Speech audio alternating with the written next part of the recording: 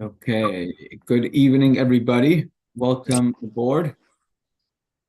We are jumping right into our three-step program, and Bez Hashem, we're going to be covering what's going on in the calendar this week, what's going on in the Parshah this week, and everybody, welcome aboard. We are jumping right into our three-step program, and Bez Hashem, we're going to be covering what's going on in the calendar this week, what's going on in the Parshah this week, and welcome aboard. We are jumping right into. As we were saying before we were hearing the repeat on the recording, we are going to be discussing today what is going on in the Parshah, what is going on in the calendar this week, and equally what is the practical, relevant life message that we can pick up from this week's Parshah. It's interesting that the Parshah message we're going to be discussing this week is not just a Parshah message, but it's also a message that relates to, everyone's coming back in 1 second. Let's let people in. Relates to this time of the year as well, which is always a siman bracha. It's a sign of blessings when our studying.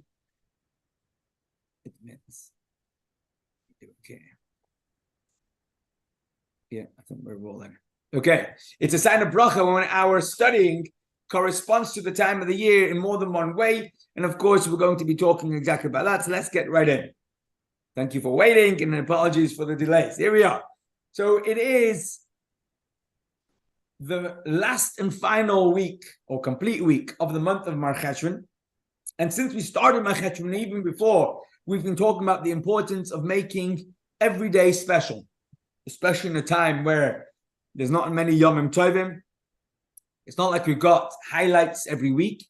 But nonetheless, as Hasidic Jews and people who follow the ways of Hasidus, we are constantly looking for reasons to be extra uplifted. And if you ask yourselves ever, why do we always go on and talking about how wonderful and how special today is? Why do we keep looking for extra bonus and booster moments or ideas? Well, the truth is, it doesn't need to be explained, because our Yetzer Hara doesn't need an excuse to try and make us feel down over and over again. Even though he did it yesterday, and she was here yesterday, the day before, and I had these unhappy or anxious or worrying or maybe even depressing feelings, and that doesn't need an excuse to come over and over again. So certainly we don't need an excuse to look for uplifting, booster, counters that will allow us to be able to continue our focus in knowing that we're doing the right thing. So one could say, well, it's just another week in the month of Mar Cheshvan, or we could look at the calendar and we say, hold on 1 second, we're coming up to the 25th day in the month of Mar Cheshvan, which is exactly 1 month to Hanukkah. So we're in the 30-day run up to Hanukkah. That's already exciting. Hanukkah's around the corner. And in case Hanukkah doesn't make you excited, think about having donuts or lighting them in earth, more importantly, or the message that the candles bring. 25th day of the month of Mar Cheshvan already can become a day to be an uplift. But also, there's actually a day on the calendar that's marked with a special marking this week, and that is, it's the Shabbos before Rosh Chodesh once again. It's Shabbos Mevarchim, and it's the Mevarchim of the month of all months, the month of Kislev, which is the month of redemption, the month of Chasidus. It's a month of light, and there's good things coming up. The horizon is bright. The Shabbos is the Shabbos Mevorachim, the Shabbos of blessings, and that's another exciting thing that's taking place on the calendar. It also, in addition to being Shabbos Mevorachim Chodesh Kislev, that in itself becomes the date in which the Rebbe launched a unbelievable initiative, which was to bring together community leaders from around the world, his shluchim, his emissaries, and bring them together once a year for a kinus hashluchim. a convention for all of his emissaries. Shluchim means not just that they are community leaders, but they are there on his behalf. And they would gather together in 770 in the Rebbe's shul, and he would say a sicha to the shluchim, encourage them, and ask them to encourage one another. And in today's day of media and the ability to communicate across the globe, it becomes an opportunity of inspiration for everybody. The gala banquet is streamed to thousands and thousands of people across the globe who log in to enjoy and to benefit from the inspiration that takes place. Personally, one of my best memories of a Kinus HaShluchim is from the time where I was there and was lucky to be able to hear the then chief rabbi of England, Rabbi Sachs Olav Shalom, in the way he described the foresight and the scholarship, but also the leadership in which the Rebbe encourages every single one of us, not just to follow, but to step up and to lead our circle of influence.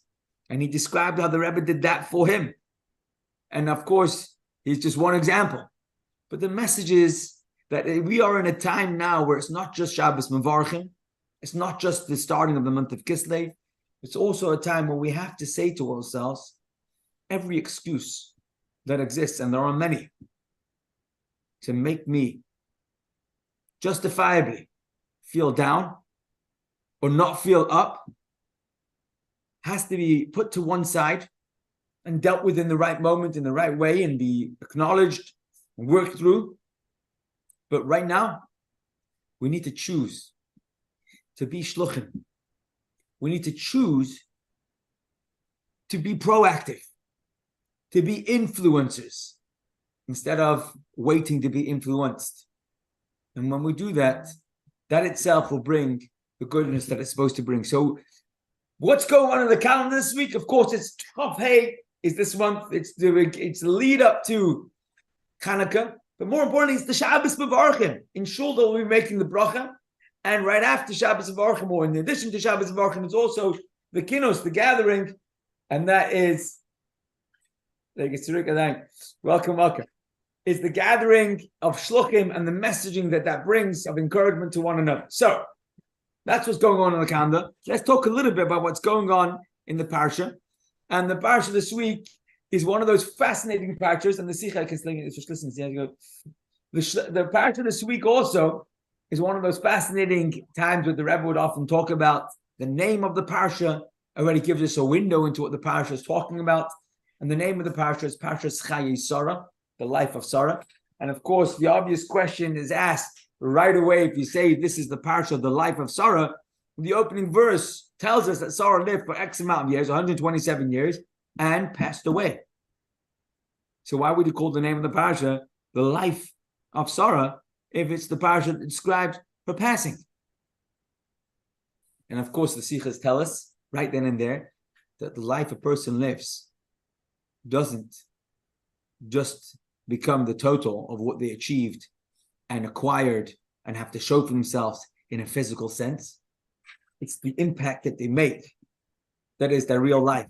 And that's why people who live to see the impact that they're making feel much more alive, purposeful, and their life is worth living almost. They see the purpose of their life. They benefit from all this because they are actually seeing real life.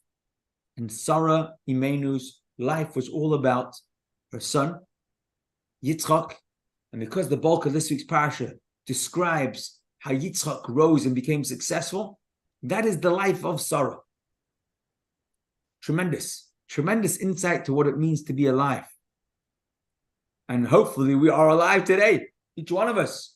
And we're going to make our life, living life, that we should appreciate all of this. So let's talk about what happens in this week's Parsha. As we said, it opens up with describing Sarah Imenu lived 127 years and then passed away.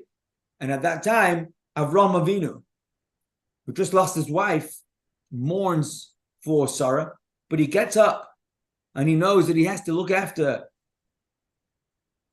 those who pass away, and he has to find a burial plot for his wife. And the Torah describes in exact detail of Avraham Avinu knows exactly why he wants her to be buried. Not any place would be good enough for his wife Sarah.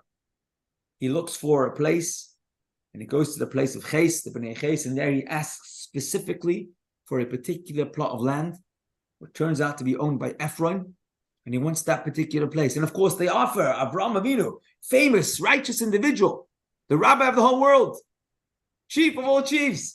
We will let you bury your wife wherever you want. You just name it. Come to all the burial plots in the cemetery are yours. Please choose. And Avram's like, no, that's not what I'm looking for. Cave of Machpelah. Ma'aras Machpelah. There, Avraham knew that Adam and Chava were buried, and that, and nothing less than that, would be the place of where he would bury Sarah. And eventually that became the place where he was buried. His son Yitzchak and his wife, Rivka, and their son Yaakov and his wife Leah would all be buried in that same plot of land, which Avraham Avinu pays for, and pays for top dollar. And he makes sure it's recorded. And everybody should know there was no favors. There was no favors. This was purchased in every legal way.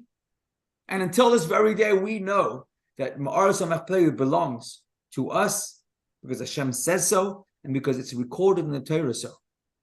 Once Avraham Avinu finishes with all of this story of burying Sarah, he realizes that he better be more proactive in making sure that the next generation, Yitzchak, continues to grow and flourish because it shouldn't get lost.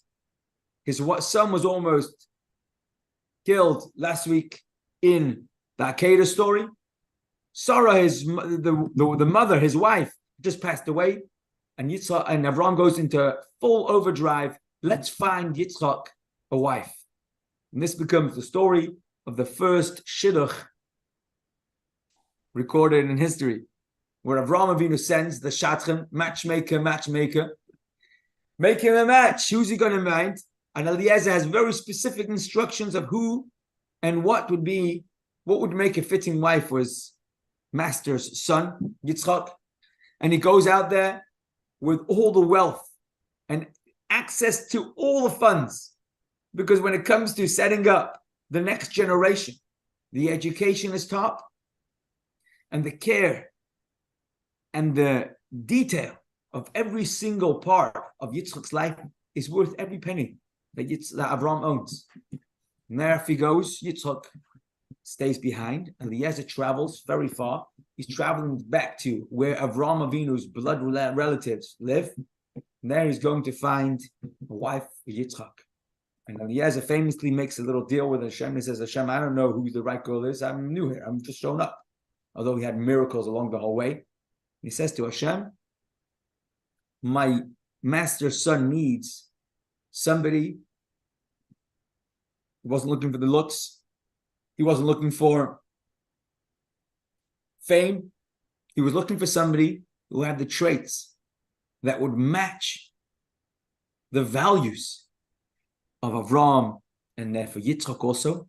And he asks Hashem, help me find the girl that will not only be kind, and when I ask him for a drink, will say yes, but will go beyond that, above and beyond. The girl who will say, not only can you have a drink, let me help you out with your camels, who are probably also thirsty. Someone who's aware of what someone else's needs are, but also willing to put herself out, to be there for somebody else. This will be the sign that this is the fitting wife. And before he finishes to daven, Rivka walks out. He asks the question, and she answers and passes the test with fine colors. And immediately he knew this would be the girl. They still had to work it out with the family. And he goes home with her, and he meets the family and explains to them the situation, and they cannot argue. It was as clear as day that she was destined to marry Yitzchak, but they still try to delay and mess about with him. And Hashem helps, and Rivka's insistent, and she travels back. And there, after we hear the whole story of the Eliezer and the travels twice, come back, and as she travels back to Canaan, to where his master, Abraham and Yitzchak lived, There they meet Yitzchak out there, and Yitzchak's davening in the afternoon service, the Kirei Mincha, and there they meet together, and Yitzchak and Rivka get married for the first couple's shidduch story in the Torah, and there Yitzchak brings Rivka home. The Torah describes that he's finally comforted for the loss of his mother in marriage. Later, Avraham also takes back Keturah, who happened to be Hagar, who had been sent away, and Hagar comes back in full teshuvah. Yishmael is also back in full teshuvah, and they have 6 additional children, Avraham and Hagar, Keturah. But Yitzchak is designated B'chal Yikar Chazara. Yitzchak becomes the sole heir of Avraham, and Avraham passes away at the ripe old age of 175 years old. And his 2 eldest sons, Yishmael and Yitzchak, bury him together. Where did they bury him? Right next to Sari Meinu in the cave of Machpelah. So here we have it. The Parshah Chayei makes for great drama in the different ups and downs, but obviously you can imagine this is the story of Yitzchak getting married to Rivka. It's a story of Avraham's passing, of Sarah's passing, of Ma'aras and Machpelah, and of all the details of how Avraham's messenger and the miracles that come along with him. And there are many areas that we can discuss. I want to talk about one particular area, and the Sikha, which is in Chelik Tezvav, discusses the type of is when you reach your breaking point, blow right past it, the impossibility of breaking and not breaking at the same time. So I want to share a story. The story is as follows. This is actually a story told by the Alter Rebbe. It was told to us by the previous Rebbe. The Friedrich Rebbe writes the story, and he says that the Alter Rebbe once told over. Once upon a time, there was a wealthy Yid, wealthy Jew, who was traveling on business, and he'd been out doing all sorts of work, and the weekend was coming. He's miles away from home. So on the Friday morning, he comes into the closest town, city, village, whatever it is, and he checks into the fanciest inn, and he goes to rest or whatever. And in the meantime, the wagon driver goes to check in also into a slightly less fancy inn, but also ties up his horses, goes to get himself ready for Shabbos and take it easy. Between that story of them coming into town and Shabbos beginning, the wealthy businessman is on his way to Shul. He's dressed in his Shabbos clothes, and he's going to try and get to Shul early. Maybe he'll do a bit of learning. He's all ready for Shabbos. And on his way, he's walking down the road, and he notices, not far from where he is, there's a wagon that's also coming into town. But unfortunately, that wagon had slipped and had fallen off the side of the road. And there, on the side of the road in a ditch, the horses were struggling. The wagon was sunken into the mud, and it needed someone else to come and help to drag it out. Now, the wagon driver didn't know the slightest things, not about wagons, not about horses, but he knew there's a mitzvah. If you see somebody else struggling, you got to go and help. So he comes over, he says, "Can I help you with something? Is there anything you can tell me I can do to help?" So the wagon driver and the passengers scream at him, "Of course, come, schlep the horses." He's never held a rein in his life. He doesn't know what to do. He says, "Oh, I can try." He starts wading into the mud. He tries to grab the reins, and the horse is not having it. And he's schlepping, he's pulling. And the more he tries to help, the filthier he gets. He starts slipping and dragging. And instead of helping, the wagon only gets sunken deeper and deeper. And by the time Shabbos is coming, the wagon driver, the wealthy businessman hasn't helped at all. He's only helped to get worse sinking in. His whole Shabbos clothes and his hat and everything are filthy as ever. He's fallen over 5 times. And to top it off, he's bruised and whipped from the horses, beating and trying and struggling. He comes to Brachen and to Krochen, comes into Shul, schmutzig and filthy as ever, and he comes to sit down. Whilst all this was happening, our good friend, the wagon driver of the businessman, he also went home to his inn, He's gone to mikveh, he's coming back, and he's got to shul early, and he's gone the other way. He hasn't noticed anything from his end. And sitting there in shul, he's saying his tehillim, maybe he's reading a bit of Ben Yaakov, and in the meantime, he sees a poor person walking to shul.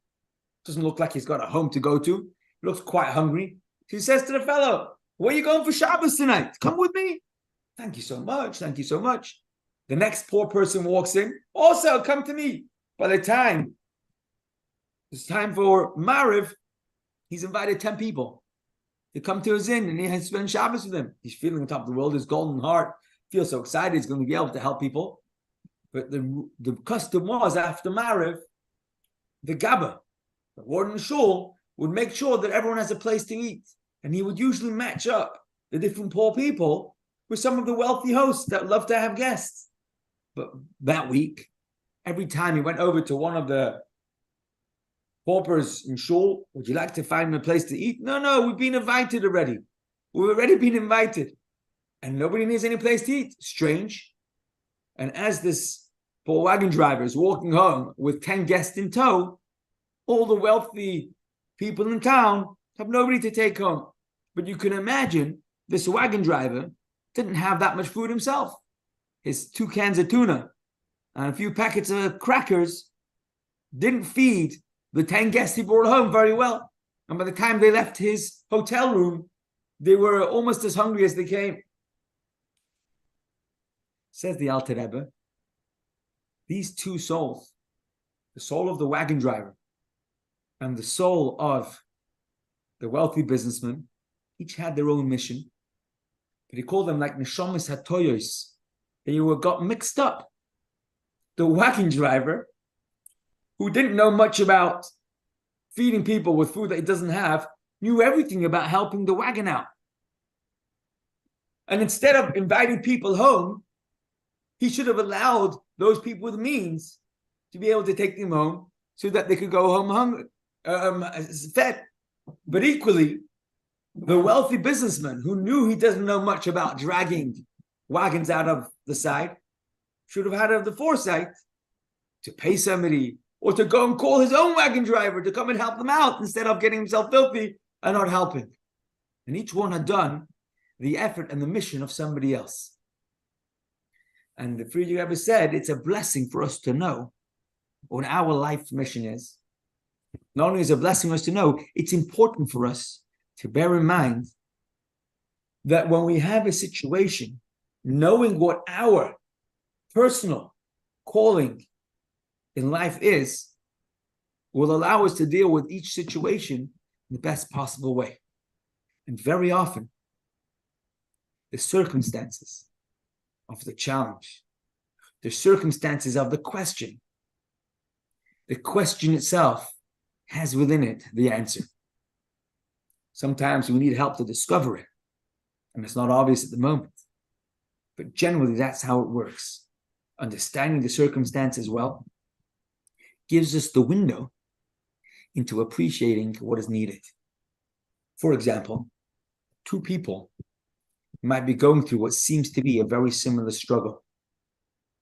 But the answer for one may be very different than the answer for the other. Or to put it in personal terms, what I need to do with my struggles is what I need to do. And the fact that somebody else isn't doing this, or maybe shouldn't be doing this, doesn't necessarily mean that for me, I should be doing this, or I should refrain from doing something else. And today we want to explore a powerful contrast between this week's Sedra and the stories in which it carries. And we compare it to other, maybe more recent, or perhaps more celebrated stories, and try and derive what sort of faith Hashem has in each one of us, the courage that Hashem showers upon us to be able for each one of us to deal with and to work through and to grow from our personal challenges. This is where we're headed today. And I want to say that it happens to be, it's connected to Hanukkah. We already said that this week we have Chayei. Cheshvan is 1 month, 30-day run up to Hanukkah. but also it's the Mevarchim, it's the week that blesses the month of Hanukkah. So we can even look at it as a Hanukkah message with a head start. But it's connected to this week's Parsha, and the Sikha is a Shabbos Chayei Sarah Sikha. So let's look into the question the way it's asked here. Despite anti-Semitism, pogroms, crusades, and so much more we've endured, what is our survival secret? Age-old question. And we want to weigh in with an answer to this question. What is the secret of Jewish survival, looking back at so much that we've endured? Torah and belief. One more time. Torah and belief. Torah and belief. I love it. Brilliant. Torah and belief. Good. Anyone else want to add, argue, agree, disagree? Go ahead. I was saying the same. Torah and unity. Whoa. So we've got three now. Torah, belief, unity. Anyone else? It's a promise that we've been promised we will never die out. And how does the promise keep us alive? Because we know it as a truth and we look back and see that it's true. Amazing. Amazing. So I'm going to say, in other words, you tell me if I got this right. Knowing that we have the promise strengthens our faith, keeps us going, and that itself becomes the vessel for survival. Amazing. Is that what we're saying? Yes. Spot on. Great.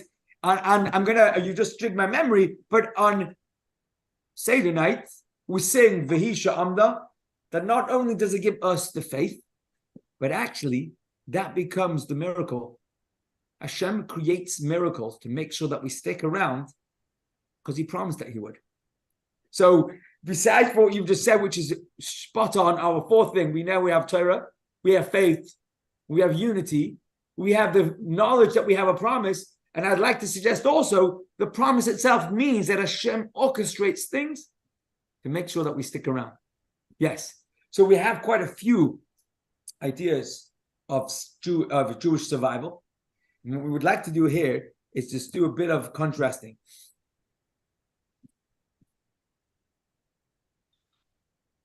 What it says on the slide here is Sarah's Shabbos candles burnt miraculously the entire week until the next Shabbos, remaining a continuous flame. Now we're about to read a medrash that tells us exactly this. But just a bit of background about what the medrash is discussing, about the miracle flames that our founding mother, if you like, Sarah Imeinu, lit every week and would miraculously burn through the entire week from one Shabbos to the next. So the background is, remember we said that Yitzchak married Rivka, and only after he married his wife was he finally comforted for the loss of his mother, which in itself has tremendous lesson and meaning to the importance of family and being able to rebuild family. And the rebuilding, through rebuilding, we find comfort for the losses, which in itself has lessons upon lessons, layer upon layers. But the Rashi already quotes this medrash and says, what did he find in marriage to his wife that helped him overcome the tremendous loss of his mother? And for this, Rashi quotes the medrash that describes that when Sarah passed away, Yitzchak still lived with his father or had his father around, but there was things missing. The miracles that were around in the merit of his mother were not around, even though his father was as righteous as ever. He was Avraham Avinu. Certain miracles were just unique to Sarah. And one of those miracles was the warmth and light that Sarah brought to the family abode, to the environment of where they were. The light that lit from one Shabbos to the next was a miracle that stopped.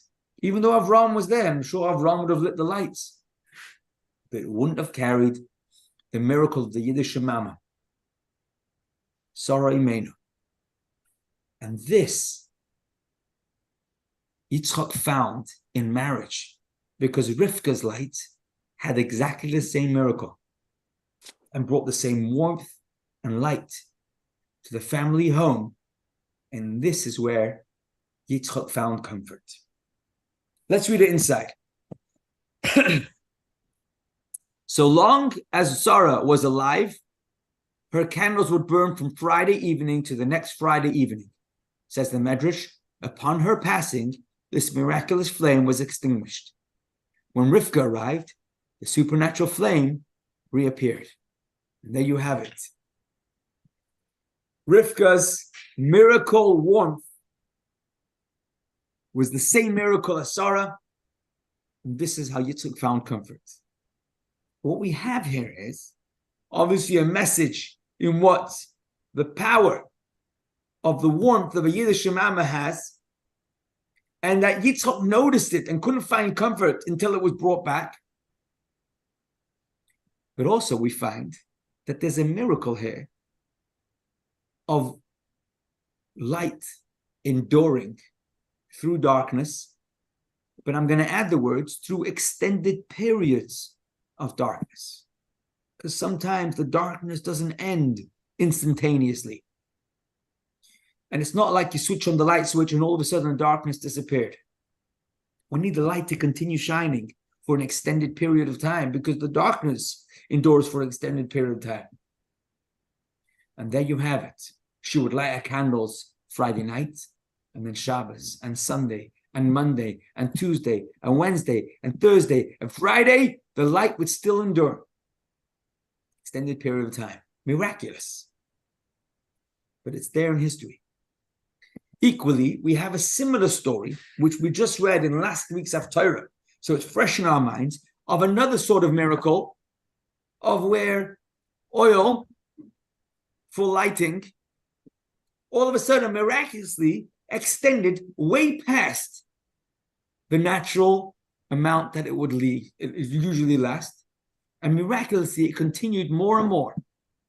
What's the story? So this is the story of the Isha of Shunamis, where you have Elisha, who was the prophet of Hashem, the student of Eliyahu, our favorite prophet, one of the favorite prophets, Eliyahu and Navi.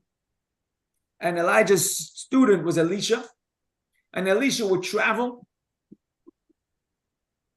And, sorry, this is the beginning of the Haftarah is the story where he would travel. The end of the story. The beginning of the story is this one, where you had Avadia's wife, who had risked his life and spent fortunes of money protecting the prophets of Hashem, and couldn't afford to provide enough food for all these people in hiding by him. In the story of Achav's times. And then he took out loans, but they were like shark loans, in which he would have to pay back for a very short, brief time. And if he hadn't paid back, it would double and triple, and the interest would just build enormously. And it got to the point where he couldn't take it anymore, and Avadia passed away. And now his widow is left with the debt. And the creditor, who was a nasty person, came by and said, actually, you don't have money to pay. I'm going to take your sons as slaves until you can pay up. And here she comes to Elisha and says, Elisha, what can I do? How much? We only did this for the sake of Hashem. And look at the mess we're in. We have no idea how to even start to begin. And we all famously, Elisha basically says to her, what do you have in the house that's worth anything? And she says, I have nothing but a cruse of oil. And Elisha says to him, go and take out all your pots. Go to all the neighbors and borrow pots and everything. And then stand in one place and start pouring the oil. Close the door, make sure no one sees. Start pouring the oil and fill up the buckets. And don't stop pouring until all the buckets are filled. And she fills and fills, and this little tiny cruse of oil miraculously just has more oil and more oil and more oil. And all the buckets and all the barrels and everything she get a hand on gets filled and filled and filled and filled with more and more oil until eventually there's no more empty buckets. Then Elisha says, now go take the oil and sell off the oil. And the more oil you sell, the more money you'll have. And you'll use all that money to pay off the entire debt. Plus, you'll have plenty of money left to be able to live off the remaining. Unbelievable, miraculous story. But there you have it. Again in history, where we've had miracle extending lighting abilities. where the light can continue to extend much more than its natural amount. Here's you have it in the actual text of the Tanakh. Enter your home and close the door on yourself and your sons. Pour oil into all these vessels and carry the full ones away. She left him and closed the door on herself and her sons. They brought the vessels and she poured. And when the vessels were full, she told her son, bring me another vessel. He told her there were no more vessels. Then the oil stopped. Melachim base. So the story is right there. The concept of having a miracle where the lighting fluid is able to be extended much more than its normal amount, again repeating itself in history. And this brings us to the question, which is what the Sikha wants us to ask. If miracles of oil lighting already in times of Sarah and Rivka had appeared, and the concept of oil being extended clearly in Tanakh, in Melachim, so what happened on Hanukkah so great that makes the miracle of Hanukkah worthy of an entire celebration, a full 8-day ceremony and festival, because all of a sudden the oil lasted? It shouldn't be anything new to our Jewish history. That's the question the Sikha asks, which actually seems like a fair question. What's the whole excitement about? It's not the first time we've had a miracle of oil or a miracle of extended lights. Why the big deal in Hanukkah? And the answer to this question is going to be that Hanukkah carries with it a message that talks to us not only about how we can sometimes see magical miracles, it talks to us about the ability of human beings who are non-prophets, who are just regular, but commit ourselves to doing what we need to do. And then all of a sudden, we change what we can do. When we push past our own limits, Hashem changes what the limits are. Not because we work miracles, not because we are saintly Elisha or Abraham and Yaakov, Sarah, Rivka, Rachel, because we're regular people. And regular people can push past their own limits, and all of a sudden Hashem changes what the limits are. That's the Hanukkah story. And that's why Hanukkah story becomes an entire celebration. The entire world celebrates. It actually became one of the most famous Jewish holidays till this very day. But the miracle of Hanukkah is the miracle of non-miracles or non-miracle performers pushing past their own limits. That's what makes it special. So let's read it inside. Here is text 3 of the Gemara in Shabbos that describes the story of Hanukkah. And remember, we're looking at define what's the edge in the Hanukkah story over any other extension of light miracle. There are quite a few of them, but we read the ones from Tanakh. The Talmud in Shabbos describes when the Greeks entered the sanctuary of the Beis Hamikdash, that they defiled the oil in the sanctuary, and when the Hashmonaim monarchy were overwhelmed and defeated these Greeks, they searched and found only one cruse of oil that remained with a seal of the Kohen God of the high priest, which was actually quite uncommon. Generally speaking, the Kohen God wouldn't sign oil. But this particular cruse of oil, he had his own personal signature, and it wasn't stored in the regular place, which is why they had found it. There was only sufficient oil to burn for one day, and a miracle occurred that they lit the candelabra from it for 8 days. The next year, the Chachamim enshrined these days as holy days with special recitations of praise and thanksgiving. That's our Hanukkah. Hanukkah was established because the oil lasted for 8 days. Now, as we already asked, okay, Sarah's candles lit for 7 days because it was from Shabbos till Shabbos. And this was 8 days because it was not just 7 days, it was an 8th day. Is that really an entirely different miracle? Is that worthy of changing to turn that into an entire celebration? I mean, we don't celebrate Sarah and Menu's candles, do we?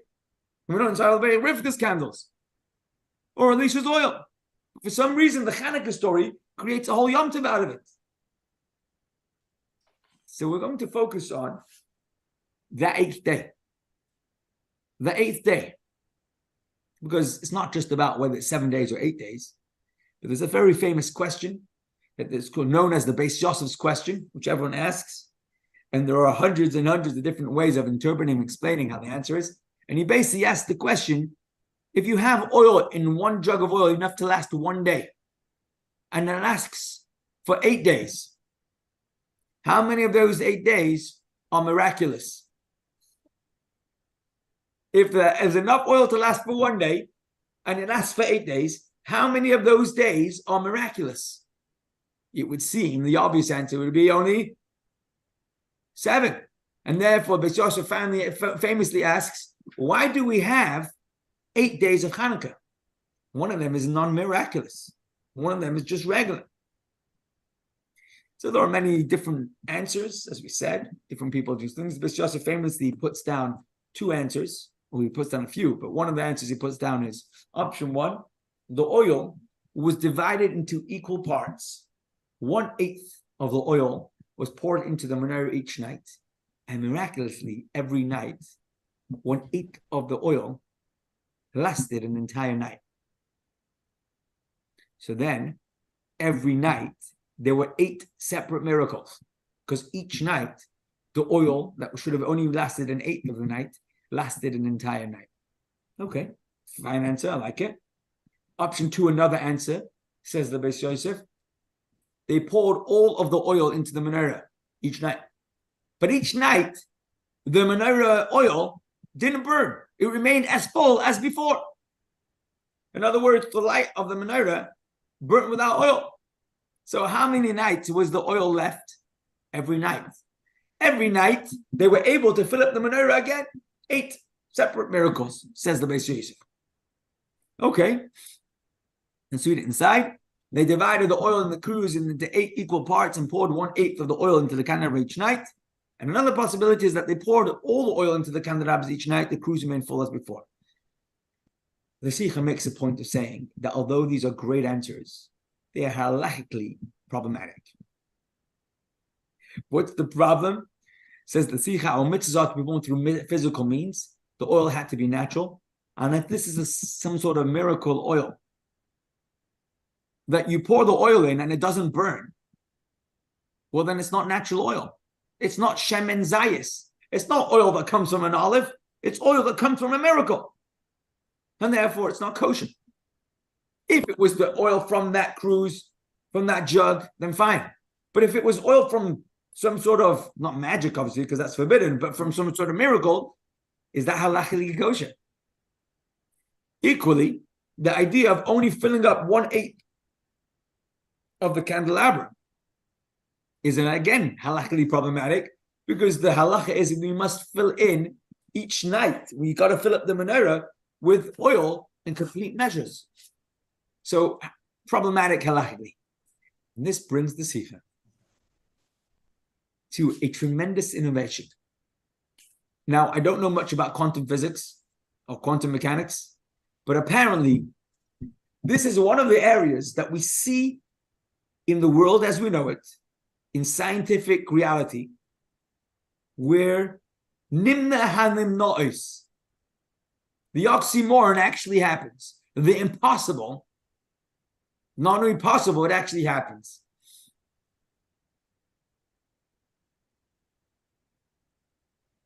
The Talmudic example of this would be the Aron in the Kodesh HaKadoshim, the Ark in the Holy of Holies, that was measured and exact, and at the same time was immeasurable. The example given is that the Aron had to be exactly 2.5 by 1.5 cubits, but if you put it inside the room, which was 20 by 20, and you still had 10 on each side.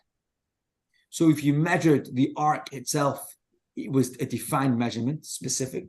Yet, if you measured the room and the space on either side of this defined measurement, it defied all the rules of logic, and it clearly measured as if it wasn't there.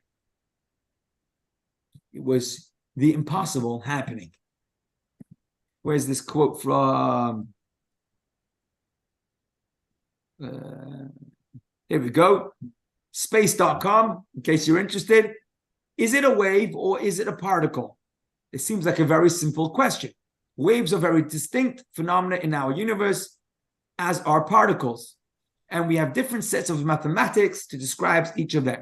So if we want to go about describing the entire universe, this is basically a very handy classification scheme, except when it isn't. And it isn't in one of the most important aspects of our universe, the subatomic world. When it comes to things like photons and electrons, the answer to the question, do they behave like waves or particle? The answer is yes. It's not one, it's not the other. The answer is yes to both. And then you have an example where some things just don't have to run by the rules. And the rules say, is it one or the other? But at a certain level, where creation gives way to creator, the answer is just yes. The answer is it doesn't run by the regular rules. It's yes to this and yes to that. And it's yes to both of them at the same time. And here's where we want to go. This is absolutely natural oil. This is purely natural oil. There's no prophets involved. There's no miracle workers involved. There's nobody who can do. There's no one on the level of Avraham Avinu. There's no one around the level of Elisha. You're talking about people who are just doing the best they can because that's all they can do. Yet at the same time, where it's natural oil, all of a sudden, Hashem says, I will fill this in. It's going to be natural.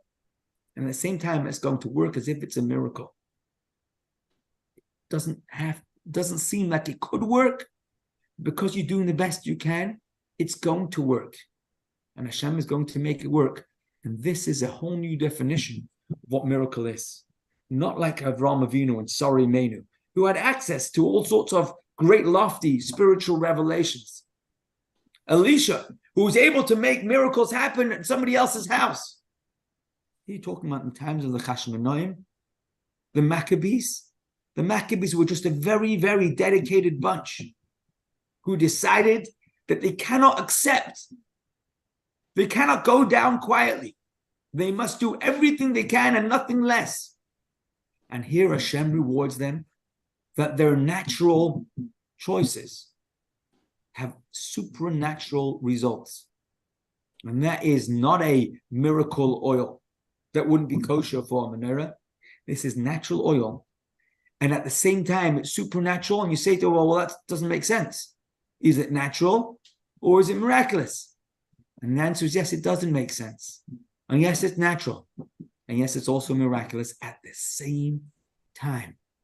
Because when we push through our boundaries, when we push through our limits, knowing that we have a promise, knowing that Hashem is going to stand with us, and we can't explain how or why it's going to work. But we know that that's what I need to do right now. This is my life calling. If I'm the wagon driver, I'm going to go and do what I need to do, even though it may not seem obvious.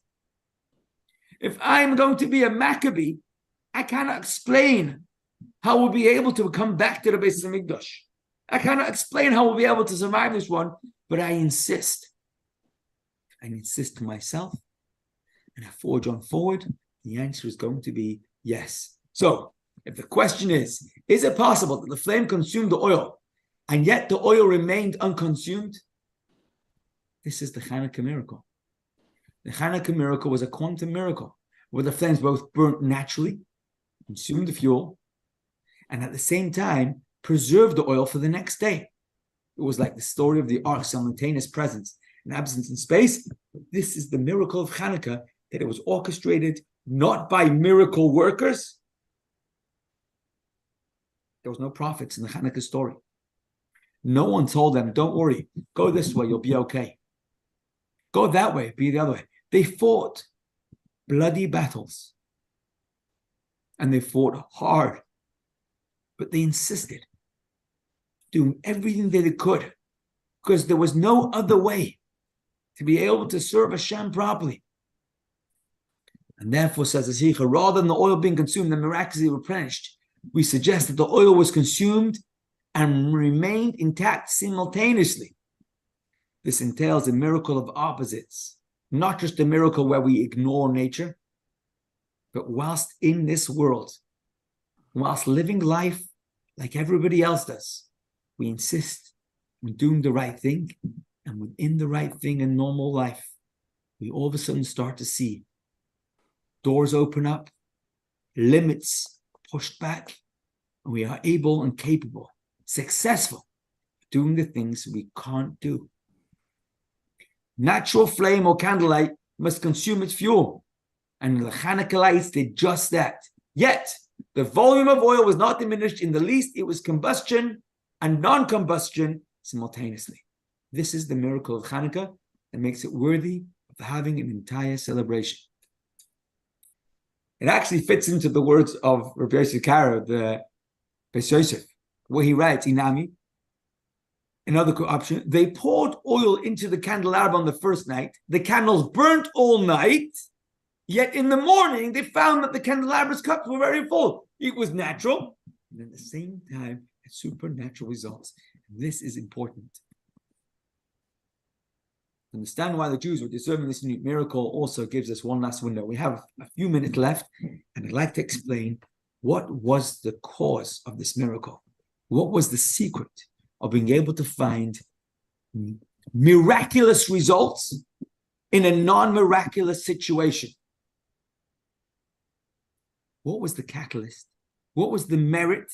And what was the gisha, the tzugan, the approach that allowed the miracle of Hanukkah to take place, the merit through which they got this sort of miracle? And the answer is the way the Maccabees approached their battle. We say in davening, when it comes to Hanukkah, in the days of Matisyahu, son of Yochanan, the high priest, when the Hellenic government rose up against your people to make them forget your Torah and transgress the decrees of the will, they saw through the smoke screens.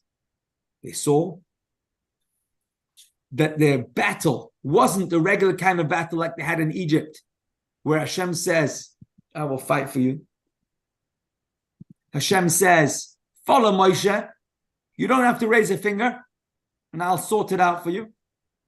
It also wasn't the kind of battle where Moshe said to the people, go and fight Midian. I'll stand on the mountain and raise my hands, and you'll be successful.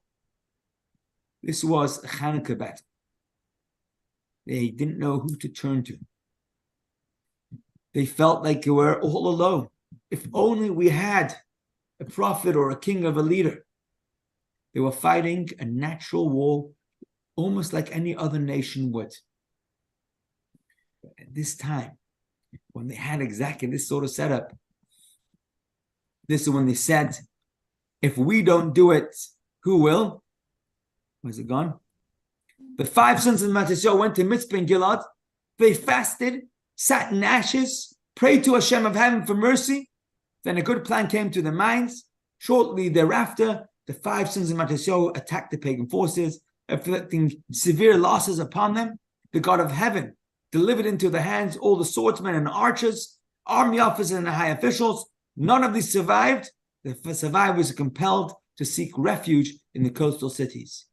And this is the story of Hanukkah. The miracle, God created new oil, and God fights and we do nothing. That's non-Hanukkah miracle. God upgrades existing oil, makes it a miraculous kind of fluid, like the story of Elisha. We fight with superhuman powers, where Moshe Rabbeinu tells us, I'll lift my hands, you go fight, it'll be okay. Still not the Hanukkah miracle. Still not the miracle of our life. Still not the story of our struggles. Moshe Rabbeinu is telling us, do this, you'll be okay. Or don't even do anything, you'll be okay. Then there's the oil. That's not miracle oil. And it's not a new creation. It's the oil that burns naturally. But somehow, supernaturally, simultaneously, it burns in a way that can't be before. That comes about when we go to war in our own natural efforts, and we have absolute conviction, and we are confident in Hashem's miracles, that produces natural and supernatural results simultaneously. That's the Hanukkah celebration. So when we have this week's Parshah, Parshah's Chayei, it gives us a contrast. It gives us a contrast to be able to appreciate, compared to Hanukkah, just how much Hashem has faith in us in our struggles. And when we come to this week's Chayei Mar Cheshvan, 1 month to Chanukah, if it comes to this week's Shabbos, well, we'll read Parshas Chayei, but also bless the month of Chanukah.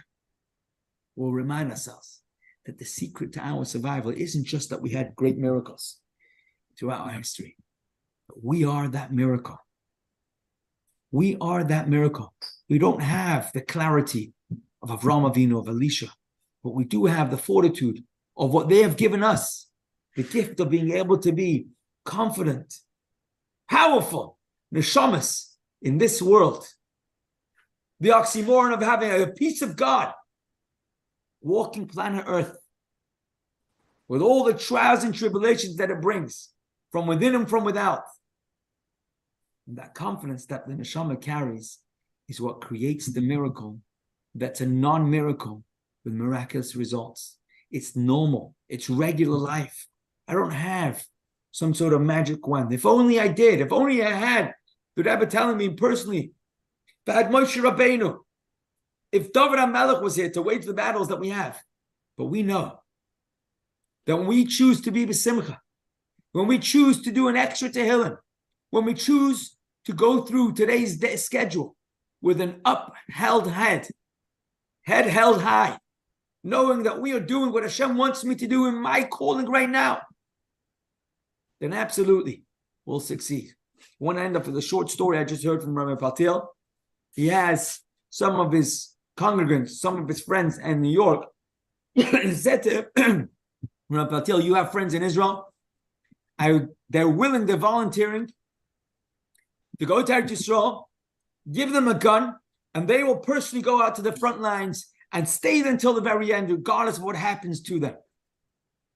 So Rabbi Patil reaches out to some of his friends in Israel, and he says to them the offer. And his friend answered him, clear as ever. He said to them, tell those people, stay in your lane.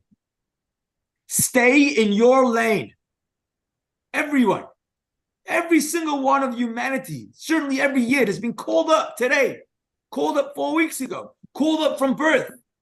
Step up to the front lines, but make sure you don't abandon my own position and try and take over someone else's position.